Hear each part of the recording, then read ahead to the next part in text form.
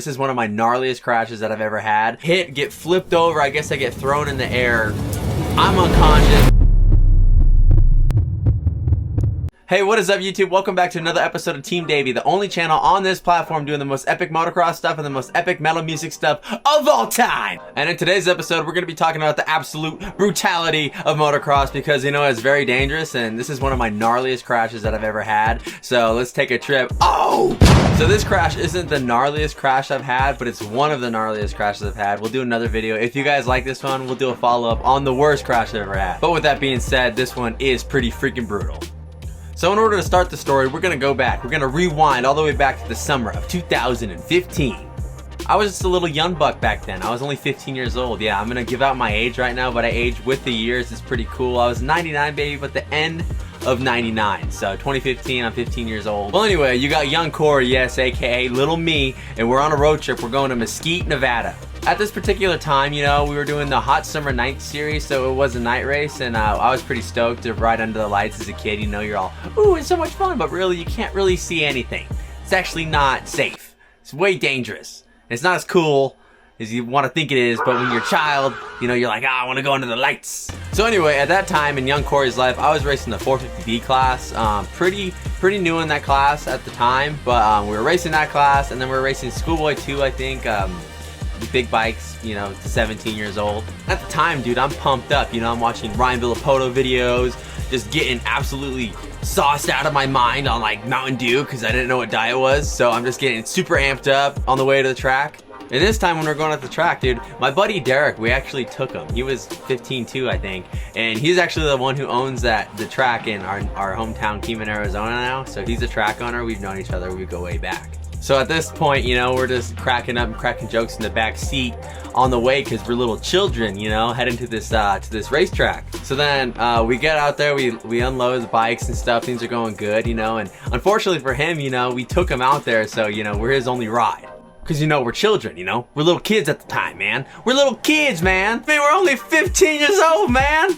So anyway, I'm doing stupid stuff by my trailer, my little crappy rinky-dink trailer we had, and I'm doing like jumping jacks and stuff, trying to get pumped up and trying to look as professional as possible because I didn't really know what I was doing back then, but I wanted to look like I was, you know? So I'm doing jumping jacks the whole 9 yards, getting ready for this first practice.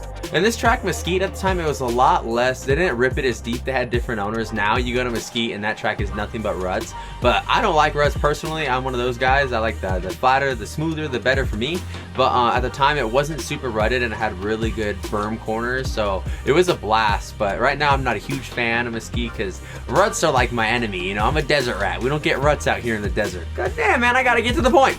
So anyway, this is a local race and I'm treating it like it's a gosh darn freaking AMA Supercross, dude. I'm pumped up in my head. I'm ready to go. I'm on the practice starting to get like, oh, barking and stuff, doing all kinds of crazy stuff, trying to get myself hyped up, you know, which is, you know, there's nothing wrong with that, you know. I was a kid, man. I was a little kid. But that little kid was actually starting to get pretty fast, not gonna lie.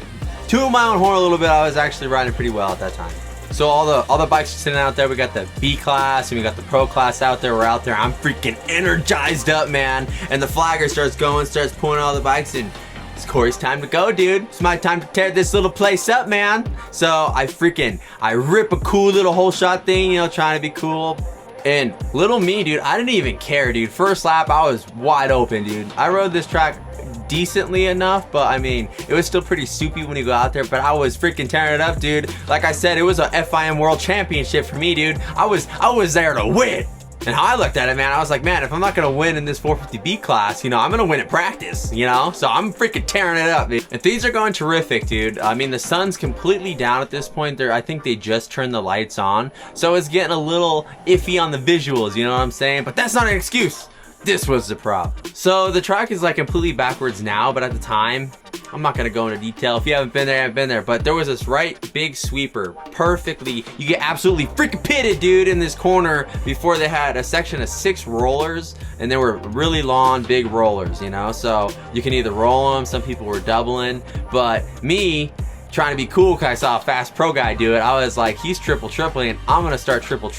Because I wanted to win practice, man. I wanted to be the guy. So anyway, I come through. You got to carry a lot of men. I think I'm in 4th gear, 3rd or 4th gear, just absolutely ripping through the corner to hit this triple section. You know, you kind of got to jump with it and And you got to be really, really accurate, you know, which at the time I wasn't because I was focused on going fast. So I actually hit this section really good, probably 2 laps in a row. And the 3rd lap, dude, this is where catastrophe occurred. So I come around this corner, and up ahead I can see there's a guy riding. He's a little slower. He's probably taking a little cruiser lap, you know, like a regular person in practice, not trying to freaking send it wide open in practice. Dude, what was I thinking? So anyway, I come around the corner, the big sweeper before the Texas six-pack, I'm gonna call it. Why? I don't know. Sound cool in my head, and then I said it, and I kind of regretted it. But anyway, I come through this sweeper, I'm wide freaking open, I see the guy, and he's going slow, and I'm like, oh, I gotta make a quick little correction. So what I do is I drift off to the right, because he's on the left side, and it's a big right sweeper, so if you're hitting the outside to go into this Texas six-pack, then then when you're on the outside taking the right corner, you're gonna be on the left side of the six-pack, you know? But he's already in that side, so I make a executive decision to kind of cut to the right a little bit and hit the triple still because, you know, it's practice time, dude. I'm trying to win. Well, anyway, that was a big learning experience, but I didn't have time to learn. I had time to get a lesson at that point. Man, that was stoic. That was poetic stuff right there. So anyway, I hit the triple and immediately I'm like, this is not good. So I hit it, but I hit a different lip kinda. They were kinda shaped funny. So I hit a different lip and I get kicked forward in a little, what we call in the motocross industry is an endo. So I start endoing and I'm hauling, dude. I'm probably going about 45 miles per hour, maybe 50. You know, 4th gear on a 450, you're flying. So I get in my endo position and I'm like, this is not good because, you know, there's other rollers. But when I'm starting to go over the bars here at a Mach 10 speed, I look ahead and I see, holy crap, dude, it is really muddy where my front tire is gonna land because on the left side it was a little bit dry, but on the right side there was a giant freaking puddle water guy. What the heck are you doing out there, man? So to make an already terrible situation about 18 times worse, dude, I go in a full endo position into a mud puddle, a giant mucky hole, dude, and I'm flying, I'm hauling, you know? So this guy has a front row ticket to see Destruction Town go on. And I tell you what, dude, this guy that was on the track, this doing a practice like a regular practice should go, not hauling ass, got to see one of the craziest crashes of all time. So as you can already imagine, you know, because they're rollers, so they go up and down, up and down. You land in one of the pockets and then you come out and you jump out pretty much immediately. It's almost like a rhythm section, but you know what I'm saying. So I endo over the bars. My front tire sticks into the mud.